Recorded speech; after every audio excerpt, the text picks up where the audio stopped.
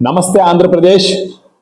మన ఛానల్ ఒక ఉద్దేశం వచ్చేసి ఆంధ్రప్రదేశ్ అభివృద్ధి, దానికి సంబంధించిన రాజకీయ పరిస్థితులు, రాజకీయ నాయకుల బిహేవియరు, వాళ్ళు తీసుకునే నిర్ణయాలు, వీటన్నిటి మీద గురించి మాట్లాడడం, మన ప్రజల్లో చైతన్యవంతం తీసుకురావడం ఈ ఛానల్ యొక్క ముఖ్య ఉద్దేశం. ప్రతి ఒక్కరు ఇప్పుడు నీడ్ ఆఫ్ ది అవర్ వచ్చేసి ఫర్ ఆంధ్రప్రదేశ్కి డెవలప్మెంట్ అన్నది చాలా చాలా ముఖ్యం. డెవలప్మెంట్ కాకపోతే చాలా రకాలుగా ఇబ్బంది పడతాం. So coming to the point, mister Rammohan Naidu గారు 13వ తేదీ అంటే 30th he has taken charge as a civil aviation minister. కేంద్ర మంత్రిగా ఏవియేషన్ మినిస్టర్గా ఆయన ఛార్జ్ తీసుకున్నాడు 13వ తేదీ. కొంచెం ఆయన బిహేవియర్ గమనిస్తే గనక, అంటే లీడర్షిప్ అంటే ఎలా ఉండాలి, ఎలాంటి లీడర్షిప్ ఉంటే మంచి జరుగుతుంది అన్న పాయింట్ గురించి చెప్పడం కోసం ఈ వీడియో చేయడం జరుగుతుంది. రామ్మోహన్ నాయుడు గారు ఆ ఛార్జ్ తీసుకున్నప్పుడు ఫస్ట్ ఆయన చేసినటువంటి కొన్ని పనులు ఏంటంటే, ముఖ్యంగా గుర్తించాల్సింది ఏంటంటే, ఫస్ట్ ఆయన పేపర్ మీద 21 సార్లు ఓం శ్రీరామ్ అని రాసినాడు. అంటే చూసే వాళ్ళకి అదో రకంగా ఉండొచ్చు, కానీ అంటే it is a thought process. ఇప్పుడు ఒక కుటుంబం బాగుండాలంటే ఆ కుటుంబంలో ఉండే పెద్ద ఒక థాట్ ప్రాసెస్ నోబుల్ గా ఉండాలి, గొప్పగా ఉండాలి. అదేవిధంగా ఇప్పుడు ఆ మినిస్ట్రీ బాగుండాలంటే అతను ఒక థాట్ ప్రాసెస్ చాలా గొప్పగా ఉండాలి. 21 సార్లు ఓం శ్రీరామ్ అని రాసి ఆయన ఏం చేసినాడు, ఒక మెసేజ్ని పంపించినాడు. ఏంటి, దైవాశిష్యులు చాలా చాలా ముఖ్యమని చెప్పేసి ఒక మెసేజ్ని ఇచ్చినాడంట అందరికి. రెండోది వచ్చేసి ఆయన మినిస్ట్రీగా సైన్ చేసిన వెంటనే నెక్స్ట్ ఏం చేసినాడు, వాళ్ళ అమ్మగారికి ఫోన్ చేసినాడు.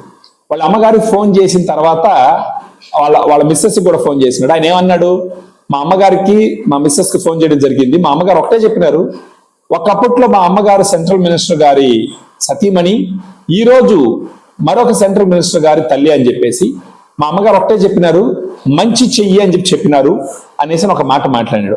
సో ప్రతి స్టెప్ లో రామ్మోహన్ నాయుడు గారు 36 సంవత్సరాల వయసులో ప్రతి స్టెప్ లో he's conveying a great message to all the people who are watching him.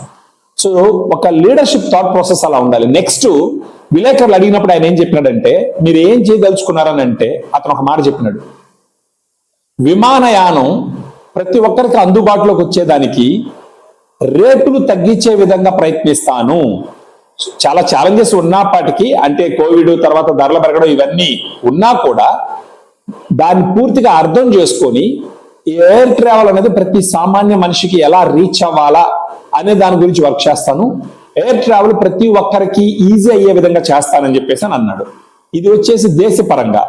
ఇంకొకటి ఏమన్నాడంటే, నేను చిన్న మినిస్టర్ని, అంటే యంగ్ మినిస్టర్ని ఈ క్యాబినెట్ లో ఖచ్చితంగా నా బెస్ట్ చేస్తాను, ప్రపంచంలో భారతదేశానికి ఒక గుర్తింపు తీసుకొస్తాను నా నిర్ణయాల ద్వారా, నా అండర్స్టాండింగ్ ద్వారా, నా ఇనిషియేటివ్స్ ద్వారా అని చెప్పినాడు.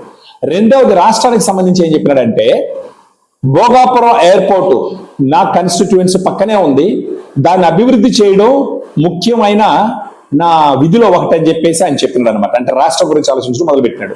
సో ఇప్పుడు రామ్మోహన్ నాయుడు గారి మినిస్ట్రీలో, అతని ఆధ్వర్యంలో, అతని లీడర్షిప్ లో ఖచ్చితంగా భారతదేశంలోనూ అదేవిధంగా ఆంధ్రప్రదేశ్ లోను ఈ ఏవియేషన్ ఇంప్రూవ్మెంట్ సూపర్ గా ఉంటుంది అనమాట. ఈ విమానయానం అంటే ఇప్పుడు మనకి ఇప్పుడు తీసుకుంటే విజయవాడ ఎయిర్పోర్ట్ ఉంది, అదేవిధంగా తిరుపతి ఎయిర్పోర్ట్ ఉంది, వైజాగ్, తర్వాత గన్నవరం, అదే విజయవాడ, తిరుపతి ఎయిర్పోర్ట్ కూడా అభివృద్ధి చెందాల్సిన అవసరం ఎంతనా ఉంది.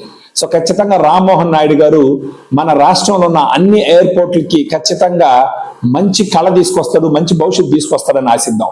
అనదర్ పాయింట్ ఏం చెప్పాడంటే, నా పోర్ట్ఫోలియో పని చేస్తూనే మిగతా మినిస్టర్స్ తో కోఆర్డినేట్ చేసుకొని మన రాష్ట్రానికి కావాల్సినటువంటి ప్రతి సపోర్ట్ తీసుకొని మన రాష్ట్రాన్ని పురోగతిలో తీసుకుపోవటానికి శాయశక్తిలా పనిచేస్తానని చెప్పేసి రామ్మోహన్ నాయుడు గారు చెప్పినారు. సో దీన్ని బట్టి ఇది ప్రతి ఆంధ్రుడు గర్వించదగినటువంటి ఒక విషయం.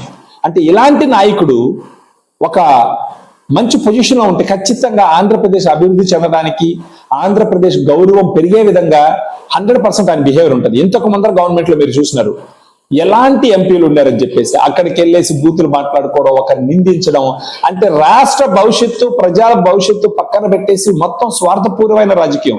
ఇంతకు ముందరంతా విద్వేషపూరితంగా మాట్లాడడం, అవమానకరంగా మాట్లాడడం, విధ్వంసకరంగా బిహేవ్ చేయడం, ఇలాంటి లీడర్షిప్ ఒక పక్క అయితే, ఇలాంటి లీడర్షిప్ ఒక పక్క. ఇప్పుడు మన తెలుగు ప్రజలు నిర్ణయించుకోవాల్సింది ఏంటంటే, మీకు రామ్మోహన్ నాయుడు గారు లాంటి థాట్ ప్రాసెస్, లీడర్షిప్ అలాంటి ఇది కావాలన్నా, లేకపోతే ఇంతకు ముందు 5 సంవత్సరాలు ఉన్నటువంటి విధ్వంసకరమైన థాట్ ప్రాసెస్, విధ్వంసకరమైనటువంటి బిహేవియర్, విధ్వంసకరమైనటువంటి పనులు, ఇలాంటి థాట్ ప్రాసెస్ కావాలి.